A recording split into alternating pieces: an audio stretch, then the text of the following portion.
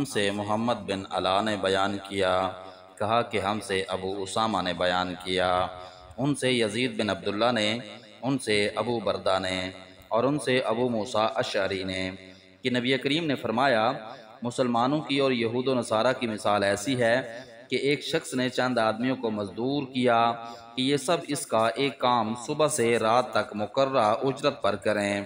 چنانچہ کچھ لوگوں نے یہ کام دوپہر تک کیا، پھر کہنے لگے کہ ہمیں تمہاری اس مزدوری کی ضرورت نہیں ہے جو تم نے ہم سے طے کی ہے، بلکہ جو کام ہم نے کر دیا وہ بھی غلط رہا۔ اس پر اس شخص نے کہا کہ ایسا نہ کرو، اپنا کام پورا کر لو اور اپنی پوری مزدوری لے جاؤ، لیکن انہوں نے انکار کر دیا اور کام چھوڑ کر چلے گئے۔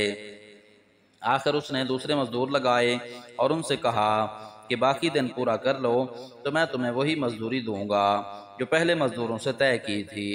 چنانچہ انہوں نے کام شروع کیا، لیکن عصر کی نماز کا وقت آیا تو انہوں نے بھی یہی کیا کہ ہم نے جو تمہارا کام کر دیا ہے وہ بالکل بیکار رہا، وہ مزدوری بھی تم اپنے ہی پاس رکھو جو تم نے ہم سے طے کی تھی۔ اس شخص نے ان کو سمجھایا کہ اپنا باقی کام پورا کر لو، دن بھی اب تھوڑا ہی باقی رہ گیا ہے، لیکن وہ نہ مانے۔ آخر اس شخص نے دوسرے مزدور لگائے کہ یہ دن کا جو حصہ باقی رہ گیا ہے اس میں یہ کام کر دیں۔ چنانچہ ان لوگوں نے سورج غروب ہونے تک دن کے بقیہ حصے میں کام پورا کیا، اور پہلے اور دوسرے مزدوروں کی مزدوری بھی سب انہی کو ملی۔ تو مسلمانوں کی اور اس نور کی جس کو انہوں نے قبول کیا یہی مثال ہے۔ صحیح بخاری حدیث نمبر 2271۔ ہم سے ابو الیمان نے بیان کیا، انہوں نے کہا کہ ہم کو شعیب نے خبر دی، انہیں زہری نے خبر دی، ان سے سالم بن عبداللہ نے بیان کیا، ان سے عبداللہ بن عمر نے بیان کیا کہ میں نے نبی کریم سے سنا، آپ نے فرمایا کہ پہلی امت کے 3 آدمی کہیں سفر پر جا رہے تھے، رات ہونے پر رات گزارنے کے لیے انہوں نے ایک پہاڑ کی غار میں پناہ لی اور اس میں اندر داخل ہو گئے۔ اتنے میں پہاڑ سے ایک چٹان لڑھک گئی اور اس نے غار کا منہ بند کر دیا۔ سب نے کہا کہ اب اس غار سے تمہیں کوئی چیز نکالنے والی نہیں سوائے اس کے کہ تم سب اپنے سب سے زیادہ اچھے عمل کو یاد کر کے اللہ تعالیٰ سے دعا کرو۔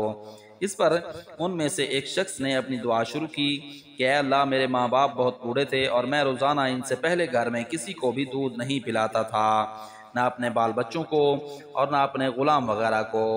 ایک دن مجھے ایک چیز کی تلاش میں رات ہو گئی اور جب میں گھر واپس ہوا تو وہ میرے ماں باپ سو چکے تھے۔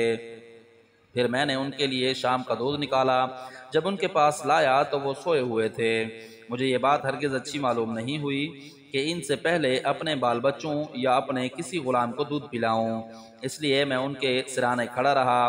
دودھ کا پیالہ میرے ہاتھ میں تھا اور میں ان کے جاگنے کا انتظار کر رہا تھا یہاں تک کہ صبح ہو گئی۔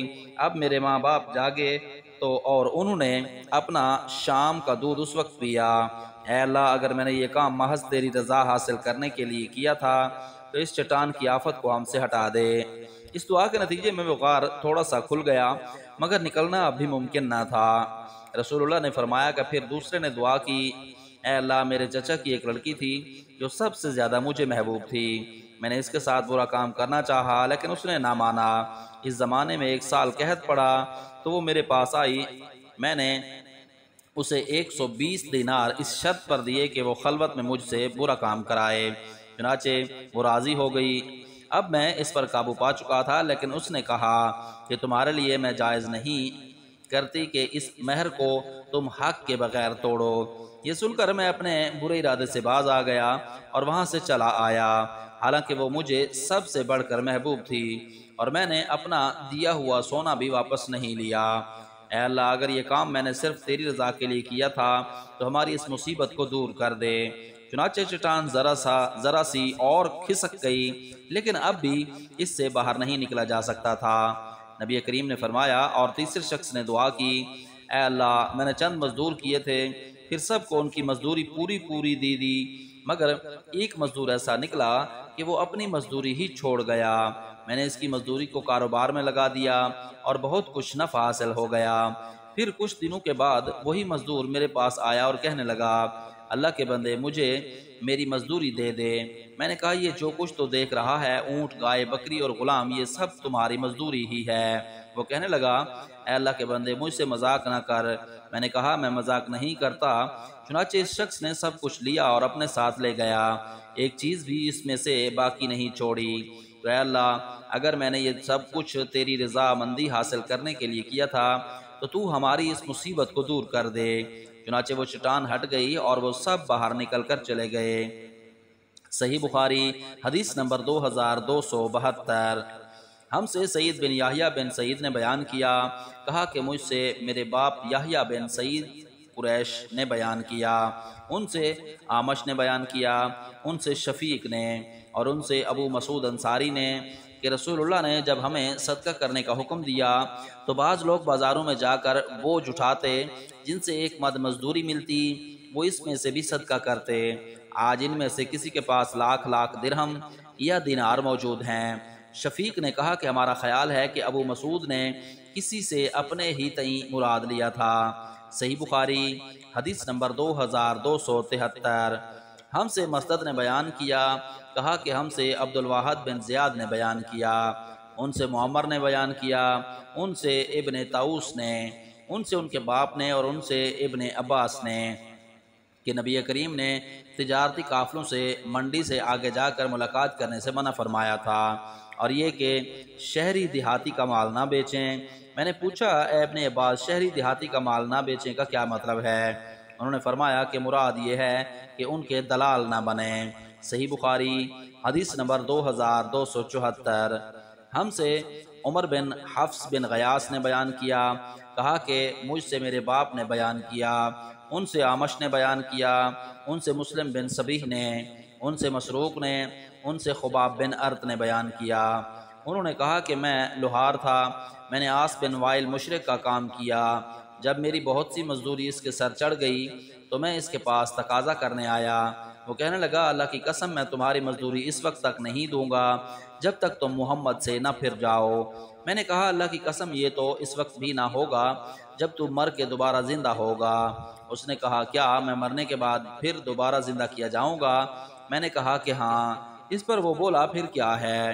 وہی میرے پاس مال اور اولاد ہوگی اور وہی میں تمہارا قرض ادا کر دوں گا۔ اس پر قرآن مجید کی آیت نازل ہوئی، افرأیت الذی کفر بآیاتنا وقال لأوتین مالا وولدا۔ اے پیغمبر، کیا تو نے اس شخص کو دیکھا جس نے ہماری آیتوں کا انکار کیا اور کہا کہ مجھے ضرور وہاں مال و اولاد دی جائے گی؟ صحیح بخاری حدیث نمبر 2275۔ ہم سے ابو النعمان نے بیان کیا، انہوں نے کہا کہ ہم سے ابو عوانہ نے بیان کیا، ان سے ابو بشر نے بیان کیا، ان سے ابو المتوکل نے بیان کیا اور ان سے ابو سعید خدری نے بیان کیا کہ نبی کریم کے کچھ صحابہ سفر میں تھے۔ دوران سفر میں وہ عرب کے ایک قبیلے پر اترے۔ صحابہ نے چاہا کہ قبیلہ والے انہیں اپنا مہمان بنا لیں، لیکن انہوں نے مہمانی نہیں کی بلکہ صاف انکار کر دیا۔ اتفاق سے اس قبیلہ کے سردار کو سانپ نے ڈس لیا۔ قبیلہ والوں نے ہر طرح کی کوشش کر ڈالی لیکن ان کا سردار اچھا نہ ہوا۔ ان کے کسی آدمی نے کہا کہ چلو ان لوگوں سے بھی پوچھیں جو یہاں آ کر اترے ہیں، ممکن ہے کوئی دم جھاڑنے کی چیز ان کے پاس ہو۔ چنانچہ قبیلہ والے ان کے پاس آئے اور کہا کہ بھائیو، ہمارے سردار کو سانپ نے ڈس لیا ہے، اس کے لیے ہم نے ہر قسم کی کوشش کر ڈالی لیکن کچھ فائدہ نہ ہوا، کیا تمہارے پاس کوئی چیز دم کرنے کے لیے ہے؟ ایک صحابی نے کہا قسم اللہ کی میں اسے جھاڑ دوں گا، لیکن ہم نے تم سے میزبانی کے لیے کہا تھا اور تم نے اس سے انکار کر دیا، اس لیے اب میں بھی اجرت کے بغیر نہیں جھاڑ سکتا۔ آخر بکریوں کے ایک گلے پر ان کا معاملہ طے ہوا۔ وہ صحابی وہاں گئے اور الحمدللہ رب العالمین پڑھ پڑھ کر دم کیا۔ ایسا معلوم ہوا جیسے کسی کی رسی کھول دی گئی ہو۔ وہ سردار اٹھ کر چلنے لگا، تکلیف و درد کا نام و نشان بھی باقی نہیں تھا۔ بیان کیا کہ پھر انہوں نے طے شدہ اجرت صحابہ کو دی، ادا کر دی۔ کسی نے کہا کہ اسے تقسیم کر لو، لیکن جنہوں نے جھاڑا تھا وہ بولے کہ نبی کریم کی خدمت میں حاضر ہو کر پہلے ہم آپ سے اس کا ذکر کر لیں، اس کے بعد دیکھیں گے کہ آپ کیا حکم دیتے ہیں۔ چنانچہ سب حضرات رسول اللہ خدمت میں حاضر ہوئے اور آپ صلی اللہ علیہ وسلم سے اس کا ذکر کیا۔ آپ نے فرمایا کہ یہ تم کو کیسے معلوم ہوا کہ سورہ فاتحہ بھی ایک رقیہ ہے؟ اس کے بعد آپ نے فرمایا کہ تم نے ٹھیک کیا، اسے تقسیم کر لو اور ایک میرا حصہ بھی لگاؤ۔ یہ فرما کر رسول اللہ ہنس پڑے۔ شعبہ نے کہا کہ ابو البشر نے ہم سے بیان کیا، انہوں نے ابو المتوکل سے ایسا ہی سنا۔ صحیح بخاری حدیث نمبر 2276۔ ہم سے محمد بن یوسف بیکندی نے بیان کیا، کہا کہ ہم سے سفیان بن عیینہ نے بیان کیا، ان سے حمید طویل نے اور ان سے انس بن مالک نے کہ ابو طیبہ حجام نے نبی کریم کے پچنا لگایا تو آپ نے انہیں اجرت میں 1 سا یا 2 سا غلہ دینے کا حکم دیا اور ان کے مالکوں سے سفارش کی کہ جو محصول اس پر مقرر ہے اس میں کچھ کمی کر دیں۔ صحیح بخاری حدیث نمبر 2277۔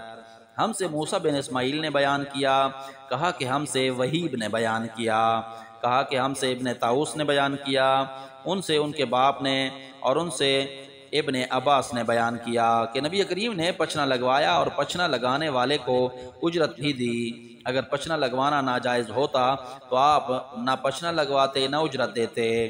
صحیح بخاری حدیث نمبر 2278۔ ہم سے مسدد نے بیان کیا، کہا کہ ہم سے یزید بن زری نے بیان کیا، ان سے خالد نے، ان سے اکرمہ نے اور ان سے ابن عباس نے بیان کیا کہ نبی کریم نے پچنا لگوایا اور پچنا لگانے والے کو اجرت بھی دی۔ اگر اس میں کوئی کراہت ہوتی تو آپ کاہے کو دیتے۔ صحیح بخاری حدیث نمبر 2279۔ ہم سے ابو نعیم نے بیان کیا، انہوں نے کہا کہ ہم سے مسعر نے بیان کیا، ان سے عمرو بن عامر نے بیان کیا کہ میں نے انس سے سنا، وہ بیان کرتے تھے کہ نبی کریم نے پچنا لگوایا اور آپ کسی کی مزدوری کے معاملے میں کسی پر ظلم نہیں کرتے تھے۔